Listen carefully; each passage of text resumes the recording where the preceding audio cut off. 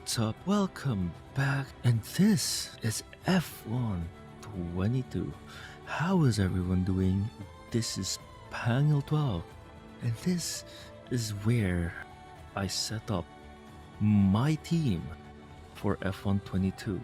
As you can see, there are a bunch of changes that they did make to this year's game because we see that they've added F1 Life, which is literally just cash shop. The most disappointing thing I've ever seen, as I've expected that we would actually live a lavish lifestyle that F1 drivers would usually live, but it's just a home screen thing.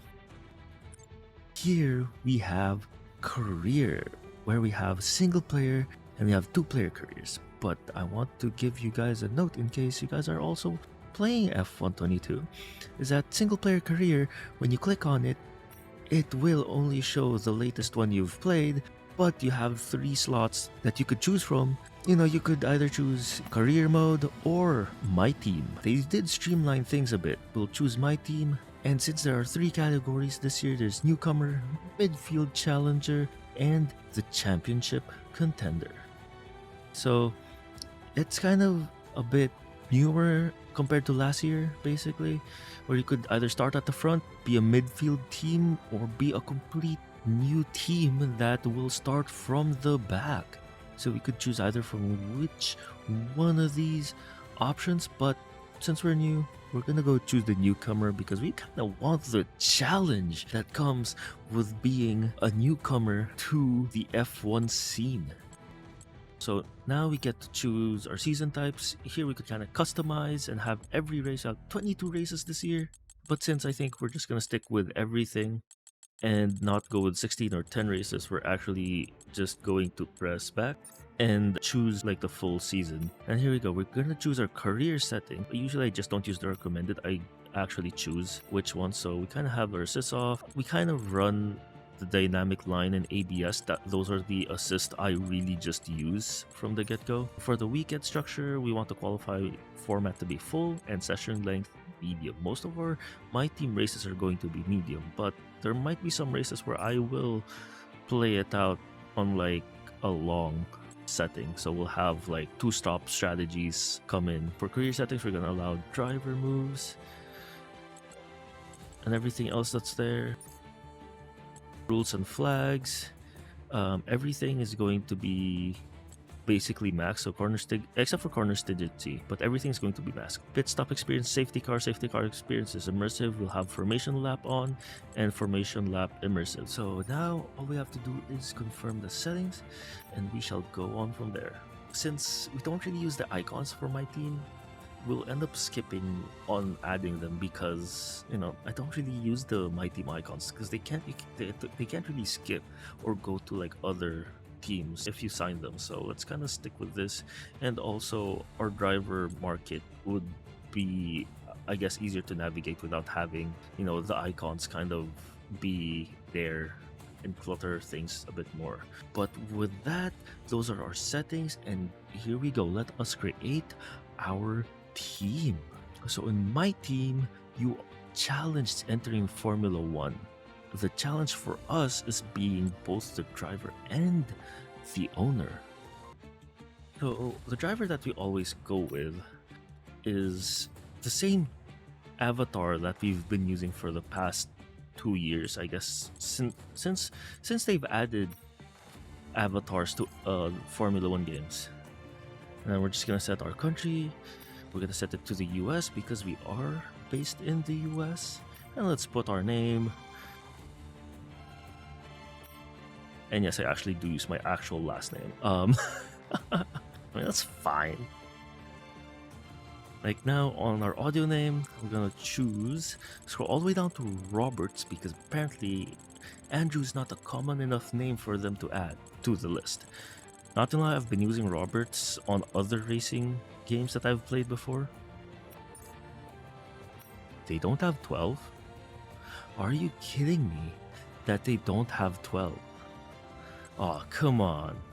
So I could either choose from 8, which is another number that I like, go with 2, or maybe 21, but that's my dad's number. Then we could go all the way to 41 because I idolized Dirk Nowitzki as a basketball player for the Dallas Mavericks back in when he was still playing.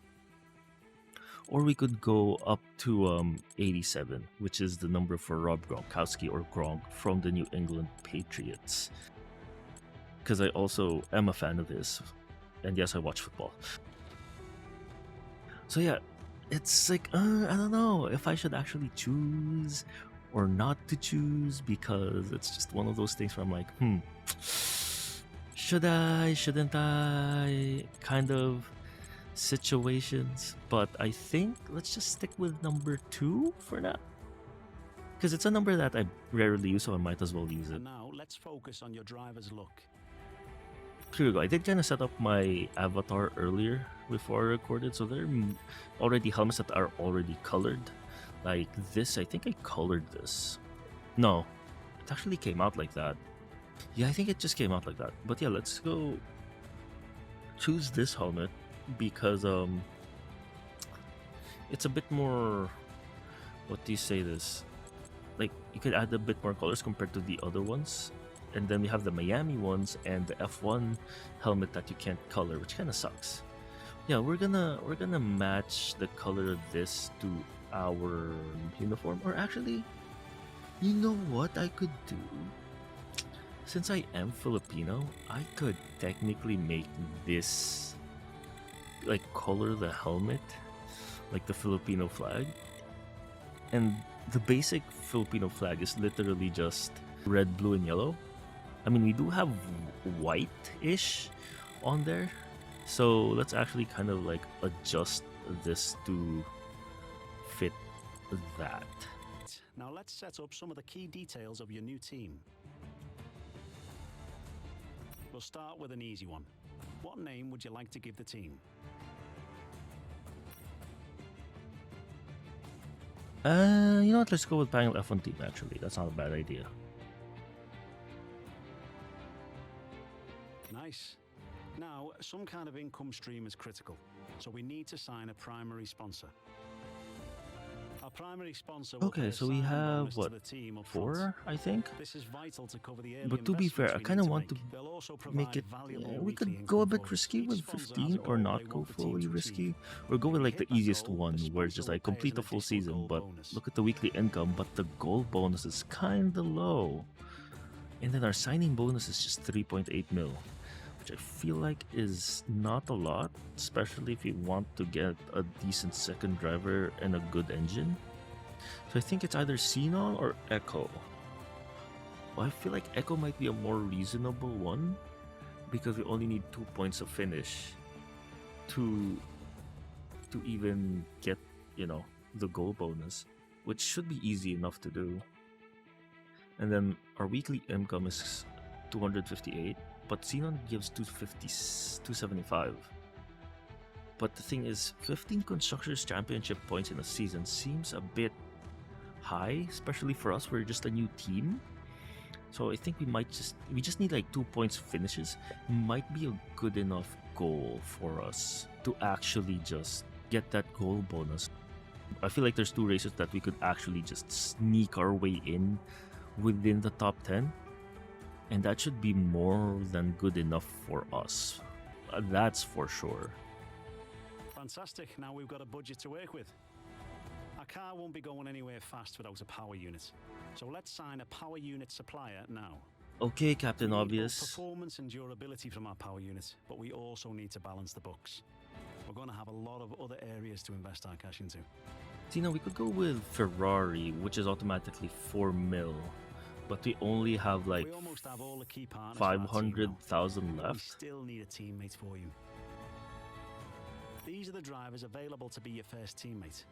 They have all their own strengths and weaknesses, so consider everything when deciding who to hire. Drivers earn acclaim based on their performances.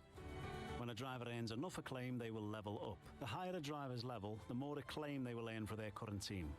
And remember, the faster the team levels up, the faster our income will increase. The higher a driver's experience, the more resource points are earned to spend on vehicle upgrades. Racecraft is the driver's skill to effectively complete overtakes when opportunities arise. Awareness shows the driver's ability to avoid errors and incidents. Pace describes the driver's ability to set competitive lap times. Focus represents the driver's current form and state of mind. Rating is a summary of the driver's overall skill level. Okay, so we have Oscar Piastri, we have Jehan Deruvala, we have Lirim Zindelli, we have Ralph Boschung. Okay, to be fair, I haven't really heard much of these people outside of Oscar Piastri because recently he's been the one in the news. Looks like we can't afford this power unit supplier and teammate. Let's go into one of those and sign someone cheaper, or try and find a sponsor who pays more up front to offset the cost. Wait, so what if we go... Sorry boss, the numbers don't add up here. We need to lower our power unit and teammate costs, or approach a sponsor who will pay more up front. Yeah, Some no, we're not sponsors gonna get offer a larger enough from sign-in bonus up Xenon front. actually, Some so offer more weekly income. The better we perform, the more our level will go up let's as the team gains more acclaim. let's go back, maybe Looks change like we can't afford this this power unit our supplier and engine teammate. from Obviously, Ferrari the greater the to performance and durability, the better. Mercedes. Be careful about. Looks like we can afford this power unit supplier and teammate. Go ahead and confirm if you're happy. It's the livery we will be running this season. We can add more sponsors to the car as we sign them throughout the year. And don't worry, we can edit our look at any time from HQ. Okay, so let's go edit our car. So this is the base F1 skin. Sadly, we can't color it, which kind of sucks. But not gonna lie, this year's car design looks nice, and this just screams Bang from the get-go. If you know, like if you guys already see my color scheme, that's screaming Bang color scheme. This is also screaming Bang color scheme, but kind of don't like how that looks. And then we have the Miami car we can't edit, and then we have the other F1 car. So this one looks familiar. I just don't know where I saw it. But yeah, I think we should just go for the red, black, and white car that we saw, the first one, because I kind of like how it looks a bit more than the others. So let's just stick with this. And then it already is colored like us, so we kind of like, okay, let's just make it black and white, like black, maybe grayish. Like, I feel like a gray color would actually be good, like a darkish gray. And then we kind of leave this as is. This just because I want everything to the left, I'm gonna put that to the left. Turn saturation all the way up, but have it a bit darker red, so around like 100. Heck, maybe even down to a 70. Oh no, that's too. Was this too low? That looks okay. I kind of like this red. Let's go take a look around the car. Everything looks nice. I kind of do like how even as a starter skin, we already have this. This is gonna look real good. Especially once we get more sponsors, we are definitely gonna have a good looking car. Okay, personal stickers. Let's look. Where is Michael Schumacher's quote? We don't have Michael Schumacher's quote? Why? That's like one of the things I really wanted and looked forward to. Like, it's always what I had, even last year's, but Engineered Insanity sounds like a good idea. That's everything we need. You can go back and edit anything we've done so far, and we'll come back here at the start of each season. But if you're ready to go, hit advance to head to Team HQ, and we can start our push to the top. Well, of let's Formula One. go. And then we get to see our HQ.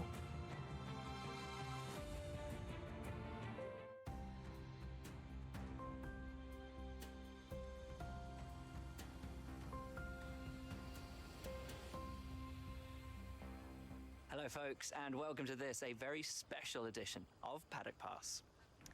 We're here at the headquarters of Formula One's newest team for an exclusive first look at what they will be bringing to the sport. It's always an exciting moment to welcome a new team onto the grid. However, what makes this occasion a little more special is how strikingly different the cars are this year. Yep, The long-awaited new regulations are finally here, and with them, the start of the next era of Formula One. The 2022 season ushers in a change of direction to the regulations aimed at promoting closer racing, with new aero additions in the form of swooping front and rear wings, along with the new eye-catching 18-inch low-profile tyres that will push tyre technology to the limit. So then, the question remains as to whether this team can grasp the opportunity before them with both hands and lead the charge against the rest of the paddock. We'll find out soon enough, as the new season is just about to begin. But first, let's see the unveiling of the team's car and meet the owner of the brand new Formula One team.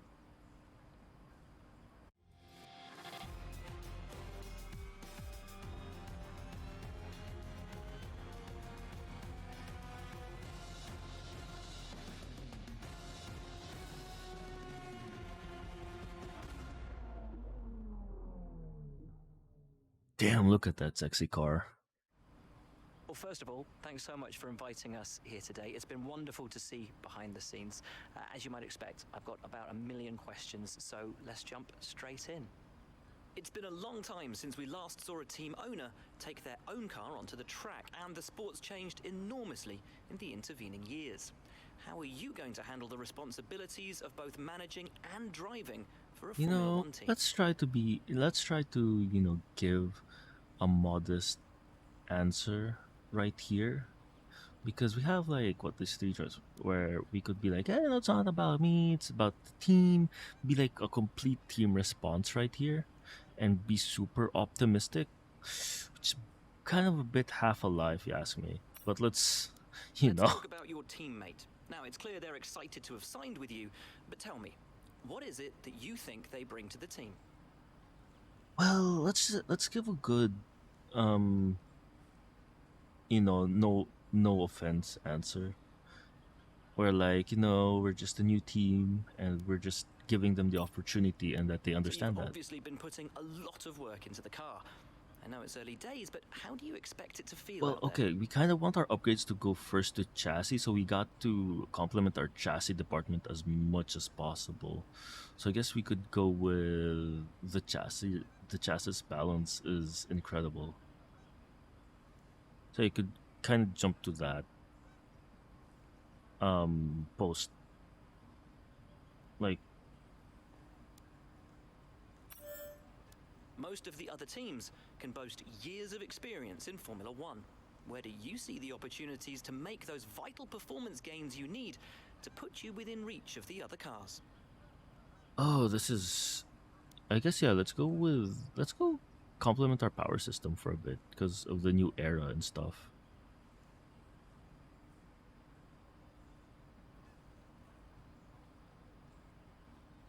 Okay, I feel like I didn't choose this one, but I feel like I chose the fuel load, so let's just skip to that. And then add this line where fuel loads are just no, cut. This is where the answer I want to say. Or no, it's give love to our aero Ultimately, department. your success this season is going to come down to whether you can take positions from the other drivers. What is it about your car that's going to give you that edge in those battles? Okay, let's see. Where is a chassis answer? I think we've developed an incredibly light car. Yeah, that sounds like a chassis answer right there. Because you kind of like, as much as possible, I want our chassis to be completely like get the initial upgraded one. And finally, with so many specialist departments working together here at your headquarters, and with such an important deadline coming up, who's getting that coveted teacher's gold star? Which group do you feel the most proud of? Where is the chassis department? Because we want them to get the initial upgrade. Let's go. Well, thank you so much for your time. It's been wonderful to get an insight from you and, of course, to see around the headquarters. Thank you for today. Really appreciate it. And thank you all at home for watching as well. We'll see you very soon.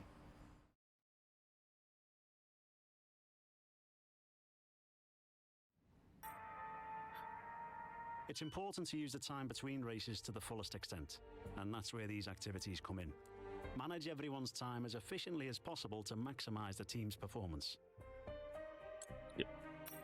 But yeah, let's what do we choose?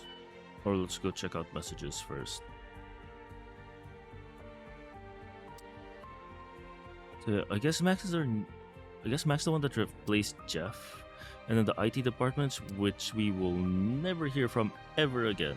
This is where you can view our current facilities and the effects they're having on the business. You can also invest some of our cash into upgrades for these facilities. See, there you go. We got our chassis straight up to spec number 1. So that will give us a head start for our chassis and everything else. But for activities, driver training camp. So Oscar Piastri has a chance. But no, that. Yeah, and it's also going to give us some resource points, not gonna lie. Oh crap! Hey boss, I think we could better manage our time by organizing some team activities. God To the damn it, activities I'm gonna screen to Monka see S what we just have because of available. that. But we could do... I'd say I'd do preseason merchandise, just because it's going to give us money, and it's not gonna cost the morale of any of the other departments. Like if we chose power and durability or aero and chassis focus, and then if we do preseason campaign, it's not gonna do much. So let's just go with preseason merchandise sale and get up straight up get plus 500,000. And let's go look at some research because we have 1,000 research points. Well, I feel like I might go straight for chassis upgrades just because. Or we could go straight for the Venturi tunnels. Oh no, it's gonna go after Bahrain. Might not be a good idea. I probably feel like I would go with an upgrade, do a research upgrade that basically arrives before Bahrain. Because I don't want to have like a basic vanilla car at Bahrain. I kind of want to have like it a bit researched. So depending on which researches finish before the Bahrain GP race, I feel like we might be good. Wait, even this goes past? Okay, you know what? Screw it. Screw it. I think all of the research upgrades are just gonna go past anyways. No, I can't do Venturi because I only have 400 left. But I shall just Monka S. We are in Q1 on our 3rd lap trying to get to the top 10 because being in 14th in Q1, there's a good chance that we're gonna get bumped down all the way to 16, heck, or below because, you know, they go out later. There we go, we got a P7. We are 7/10 away from Perez? Or is that the lead? I'm assuming it's going to be Perez because we don't have that much of a fast car. But it's good to know that we have a car that can go up to 7th place on Q1. So we shall see how things go in Q2. Okay, here we go. We have Leclerc, Verstappen, and Sainz in the top 3.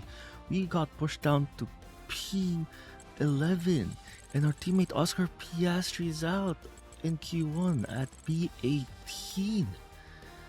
So, the fact that we got bumped down to 11 might be a Monka S for us, but we shall see as we try to get ourselves into Q3. So here we are in Q2 on lap number 2.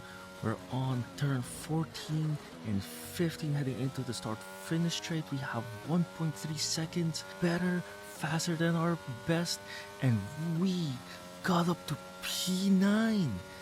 So let's go to garage, see how that goes. Holy crap, P9, but I have a bad feeling about this.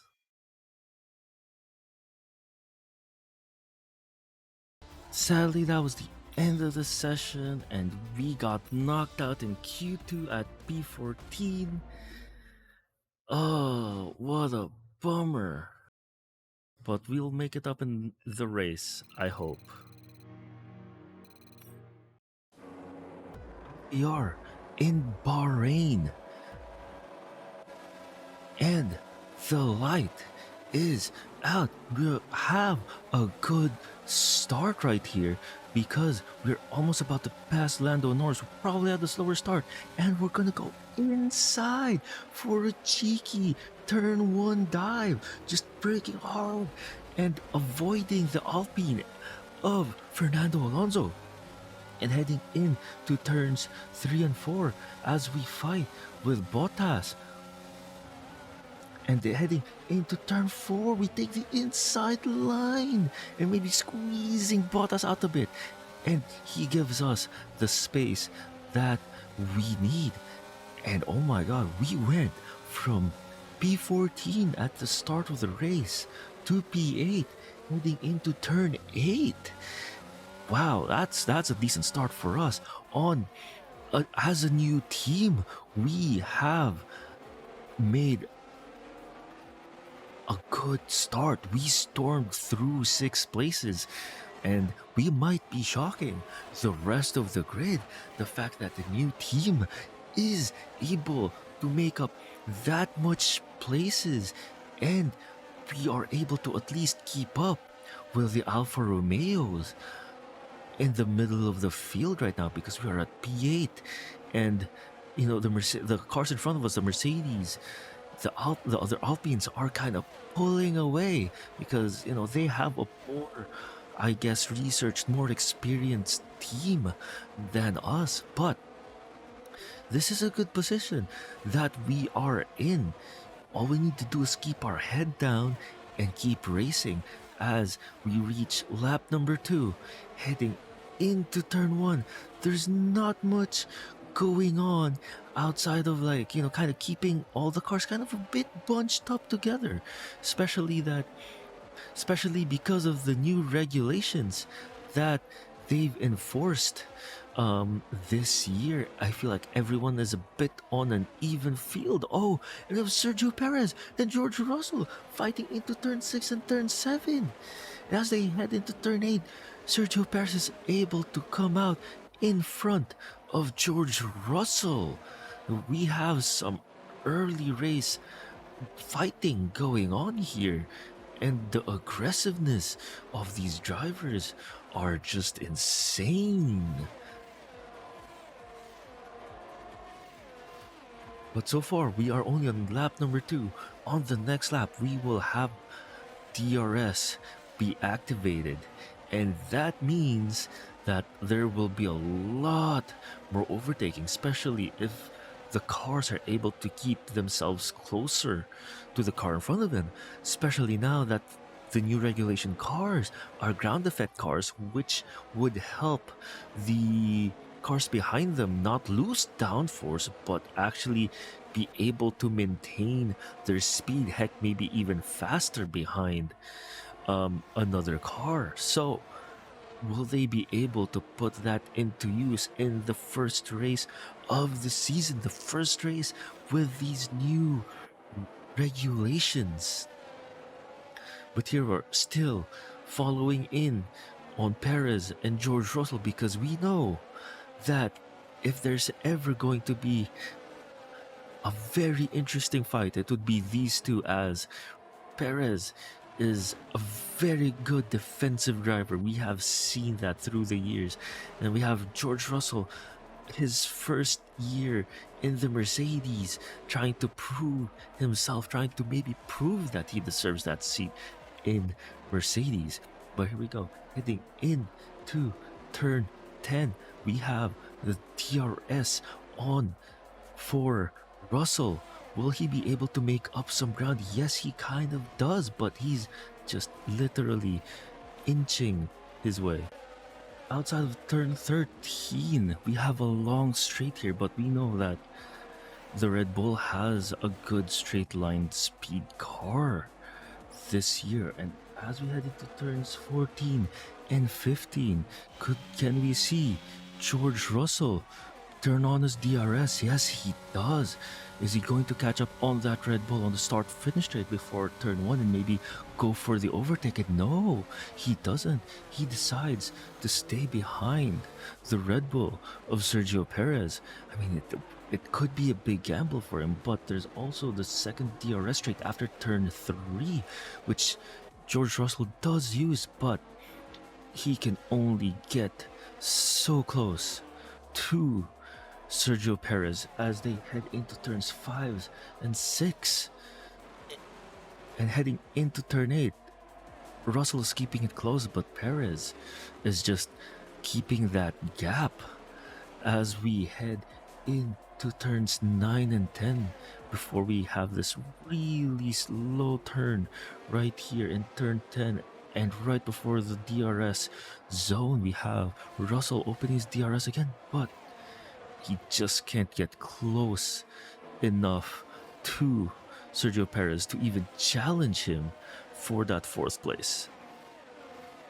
But let's go check out the fight between Fernando Alonso and Lewis Hamilton, because Hamilton is actually gaining and getting closer to him, and we almost drove off the edge of the circuit. Oh, here we go, heading to turn 14, 15. Let's see if we can stick in our nose in there. Oh, we do stick in our nose right behind Hamilton. Heading into the start finish straight, we both turn on our DRS, and Alonso doesn't have any DRS, and we are heading into turn 1. It's going to be 3 wide, but we don't get sandwiched because we broke really late into turn 1. But as we head into turn 2 and turn 3, we come in front of Alonso and Hamilton. And Alonso lost 2 positions right there because both me and Hamilton were really close to each other and both had DRS, and Alonso was just a sitting duck right there. You gotta feel sorry for him, but that's how the races are raced this year. But that was a very bold and cheeky move from us, breaking that late into turn 1 on almost a hairpin right there. That is crazy and insane. That's a very ballsy move for us as a new driver and a new team this season. One thing that we should be surprised with is that fact that we went from 14 all the way to 6. We are proving the rest of the grid that we could actually keep up even as a new team this season. And the new race, oh, we almost snapped the car right there. But that was a very good recovery for us as we head into turn 14 and 15 into the start finish straight, as Hamilton will have the DRS, but Alonso is going to pit, so it's going to be just us and Hamilton into the start finish straight. Hamilton catching up, getting real close, goes on the outside, but we take the inside. It's going to squeeze Hamilton out a bit, and we have somewhat a good exit heading into turn 2. Turn 3, and Hamilton with the DRS turns it back on as we head into turn 4. Hamilton and us were jockeying places as we get into turn 4. Kind of squeezes it. We're kind of playing a bit dirty right here, kind of squeezing him inside turn 4. But here we go, heading into turn 8. There's another DRS zone that's coming up. And then as we hit the DRS detection, right before turn 9, Hamilton will definitely have the DRS behind us as we exit turn 10. And let's ride on with Hamilton as we get into the straight, heading in to turn 11. He's somewhat keeping it close with us, but we are just able to just pull away from the corners. And as we head into turn 13, Hamilton is getting closer and closer to us because they have a decent straight line speed, unlike us, which I'd say we'd have a decent straight line speed, but unfortunately we don't have the research yet for that. Oh, and we head to the pits. That leaves Lewis Hamilton 3 seconds worth of clean air in front of him. If 3 seconds is enough even for clean air, because we just see Sergio Perez just up the screen right here. And we have a lot of people starting to pit right here. And as we see our teammate Oscar Piastri going out, and here we are leaving the pits, fighting with George Russell into turn 1. We go a bit wide because our tires are cold, and we're fighting into turn 2. Russell kind of cut the corner there a bit in turn 2, but heading out into turn 3, we have DRS. We're kind of able to edge out George Russell as we get out turn 4. We go wide. Our tires are just cold, and Russell has a warmer tire and goes. He crashed into our side. He didn't surrender the position. He rammed us at turn 6, and oh no, Russell lost his entire front wing as we head into turn. Russell trying to overtake. Is he crazy? George Russell just goes off as he doesn't have any momentum at all with that front wing gone, and he just parked. What is Russell doing? Did he have to give out that much places because he rammed into us in turn 6? But that is crazy. Did Russell just snap or something? Because he just lunged at us at turn 6. We have body damage, but still, we are able to hold out this position. But this is going to be a tough fight as we have Bottas behind us, Alonso as well, and we have body damage. This is definitely not good for us. But we're able to jump up 5 places because we just jumped 5 cars who pitted. The 5 cars that didn't pit earlier. But this is going to be tricky. We have to manage this race and hopefully eke out as much space as we can from this car to hopefully keep the position that we have now. But here we are heading in to turn 8, and we have Alonso and Bottas just on our tail right here. And I don't think all we can do is pray and hope we could hold this position, because that body damage is going to definitely affect our downforce. But we are still, we are using our ERS right here, just kind of having keeping Alonso behind us, because it is going to be definitely tricky to try to hold this position with that much body damage.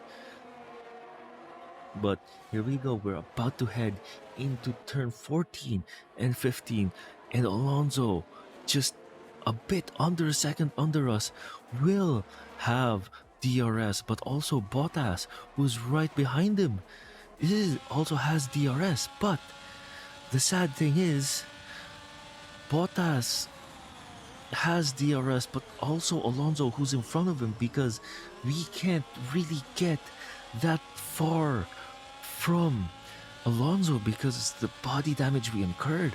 I am surprised that we are still racing at this point. I really thought we would have been having issues, but the sad part about this is that we are overheating our engine right now, because the damage we took on the side definitely ruined the airflow that the engine is getting. So all we could do now is really hope that our engine holds up and that we don't suffer a mechanical failure because of the engine overheating this much. But let's go check out the fight between Ricardo and our teammate Oscar Piastri as they head out into turn 12, headed into turn 13 right here. Piastri keeping up with Ricardo. as they head into the straight leading into turn 14. Oh, Piastri going in. Does Piastri smell blood? Yes, he does. He goes for the overtake outside of turn 14 and turn 15. Ricardo slow on the exit. What is wrong? Is Ricardo having a engine or mechanical issue? And oh no, Ricardo with a DRS. All three of them has DRS. Three wide into turn one. Ricardo with inside line. Kind of bumps wheels with Piastri. In turn, outside by the exit, turn one. And into turn three, Ricardo has the lead. And Piastri still fighting him as we head into turn number 4. Ricardo having the inside, but Piastri having good exit on the outside as we head into turns 5 and 6. Piastri by turn 7 is able to get the lead from Ricardo, but still leaves him some space on the inside in turn 8. That is some good driving right there as we head into turn 10. Piastri won't have DRS, but Ricardo, Vettel, and Stroll will have DRS exiting turn 10. But here we go. Oh, we have Vettel going inside turn 11. Ricardo seems to be slow on the exit. And we have Stroll and Pierre Gasly catching up with him as we head out into turn 13. This is not looking good for Ricardo. Ricardo might be having some issues. And Alonso is dropping. He is headed for the pits with 3 laps remaining. Oh, he has a damaged front wing. Oh no. Alonso just losing a bunch of places. And he was even having a good race. He was in the top 10 fighting with us and his teammate Esteban Ocon. But let's check out the fight between Ocon, Bottas and Tsunoda as they exit turn 8. But from the looks of this, Ocon seems to be slowing down a bit because he was a bit closer to us early on. I hope Ocon doesn't have damage as well like Fernando Alonso. But I guess he doesn't help. He is on the harder compound tires. While you see Bottas and Tsunoda both have the medium set of tires. So that will give them definitely more of an edge with 3 laps remaining in this race. But here we go. We see Bottas 1/10 behind Ocon. Is he gonna go for it? He goes for it in turns 14 and 15. Oh, bit snap on the steering right there. But he's able to overtake Esteban Ocon.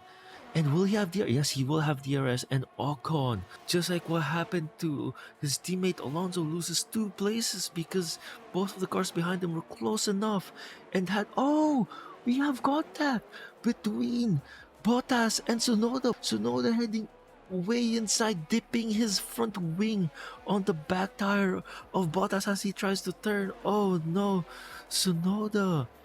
He will be, if he decides to pit, which I think he will end up out of the points with two laps remaining in this race. Oh no, Tsunoda.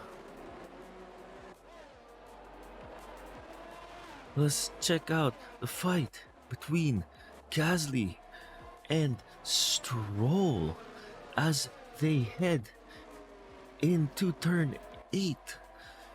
We have Stroll and Vettel right behind Gasly as we head into turns 9 and 10.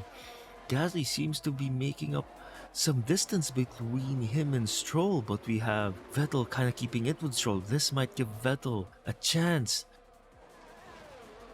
to keep it close to Stroll, maybe overtake him once we get into the start-finish line. Wait, we have Tsunoda and Ocon fighting it, duking it out into 14 and 15. But remember, Tsunoda does have front wing damage, so that was an overtake that was inevitable. But here we go. Sonoda pitting. He is definitely going outside of the points as we are in lap 13. Sonoda just falling down. Zhou and Norris duking it out. Norris having a better exit into turn 2 as they head into turn 3. And Norris having DRS is able to keep it in front of Zhou Guanyu and in the Alfa Romeo. Oh, Zhou had a snap of steering right there, which makes him lose some time behind Norris, and Norris might have a comfortable lead right here heading into turn 9 and 10. And as we hit that DRS zone on the exit of turn 10, that will not be enough straight for Zhou to kind of catch up to Lando Norris and the McLaren. But let's go check out on the fight that might go on between Magnussen and Ocon, because Magnussen is somewhat keeping up with that Alpine as we exit turn 13 and we are slowly but surely heading into turn 14 and 15 into the DRS straight, and Magnussen is within DRS range. So as we head into the start-finish straight, let us ride on with Kevin Magnussen as he turns on his DRS in the start-finish straight. He is getting closer to the Alpine right in front of him, but just wasn't close enough at the start of the straight to land an overtake on turn 1. But Magnussen will have one more try after the turn 10 where we have the next DRS zone.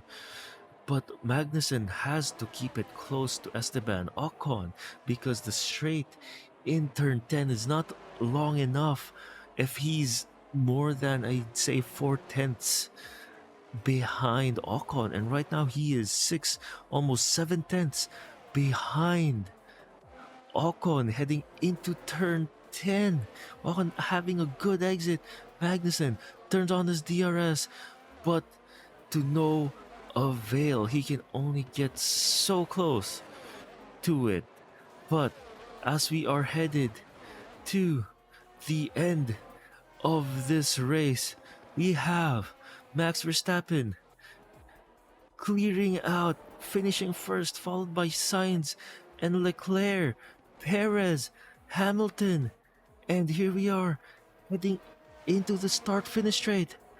We finished 6th on our first Grand Prix of the season. For a new team to land into 6th place within the points, and our teammate Piastri finished P14. Good on them. Good on them. But there we go. That is of the Bahrain Grand Prix. What do you think it was, Ant, that gave them the edge over the competition today? Well, this was a real team victory. They put together a solid strategy today that appeared well suited to the conditions out on track. The driver did everything that was expected of them in the moment to really execute the team's plan to perfection. A shining example of how F1 really is a team sport.